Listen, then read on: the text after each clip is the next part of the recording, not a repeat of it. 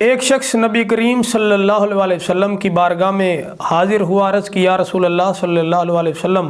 میں بہت گناہ گار ہوں، اسلام قبول کرنا چاہتا ہوں، شراب بھی پیتا ہوں، چوری بھی کرتا ہوں، زنا بھی کرتا ہوں، ہر قسم کا گناہ میرے اندر ہے، تو میں توبہ کرنا چاہتا ہوں، مسلمان ہونا چاہتا ہوں۔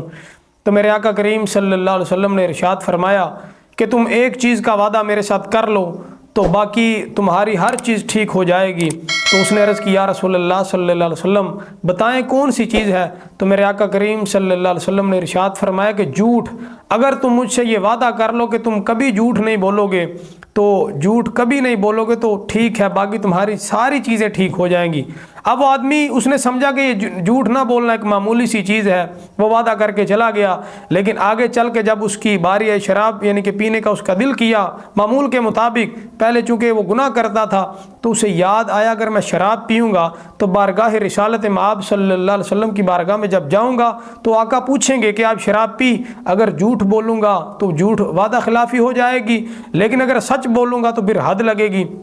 اس نے شراب نہ پی، پھر آگے چوری کرنے کا ارادہ ہوا تو چوری کرنے لگا، پھر یہی یاد آئی ایک بارگاہ رسالت مآب صلی اللہ علیہ وسلم میں حاضر ہوں گا تو پھر آقا پوچھیں گے کہ کیا چوری کی ہے، تو پھر میں اگر نہ کہوں گا تو وعدہ خلافی ہوگی، اگر ہاں کہوں گا تو حد لگے گی۔ اسی طرح چوری بھی چھوڑ دی، شراب بھی، زنا، تمام گناہ چھوٹ گئے، لیکن بعد میں اسے یہ پتہ چلا کہ واقعی ایک جھوٹ جو ہے وہ تمام گناہوں کی جو جڑ ہے وہ یہ جھوٹ ہے۔ تو جھوٹ انسان اپنی زبان سے بہت آسانی کے ساتھ بول دیتا ہے، ہاں میں اور نہ میں، ایک چھوٹے سے الفاظ میں بول دیتا ہے، لیکن اللہ تعالیٰ نے جھوٹوں کے بارے میں متعلق فرمایا کہ لعنت اللہ علی الکاذبین، کے جھوٹوں پر خدا کی لعنت ہو۔ اب جس پر رب تعالیٰ کی ذات لعنت کرے، کائنات کی کوئی چیز اس پر رحمت نہیں کر سکتی۔ یہ یاد رکھے کہ جھوٹ بولنے سے پرہیز کرنا چاہیے، اور جھوٹ ایک ایسی چیز ہے کہ تمام بیماریوں کی، گناہوں کی اسے جڑ اس لیے کہا گیا کہ انسان کی جو زبان ہے، گواہی بھی زبان سے لی جاتی ہے، پوچھا بھی زبان سے جاتا ہے،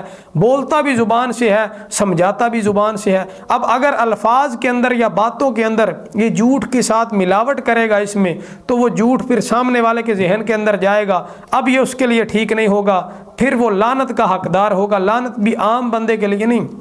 یہ عام بندے کی طرف سے نہیں، یہ مالک کائنات، خالق حقیقی کائنات رب تعالیٰ کی طرف سے اس پر لعنتیں برسیں گی، اور پھر جب لعنتیں برسیں پھر مشکلات بھی آئیں گی، پھر جو روزی ہوگی وہ بھی تنگ دستی ہوگی، مشکلات، پریشانی، یہ تمام کا رخ اس انسان کی طرف آ جائے گا۔ تو یہ چیز ایسی ہے، چھوٹی سی ایک چیز ہے، لیکن اس سے بچنا انتہائی ضرورت ہے، انتہائی جو ہے وہ ضروری ہے۔ اور اس کے بعد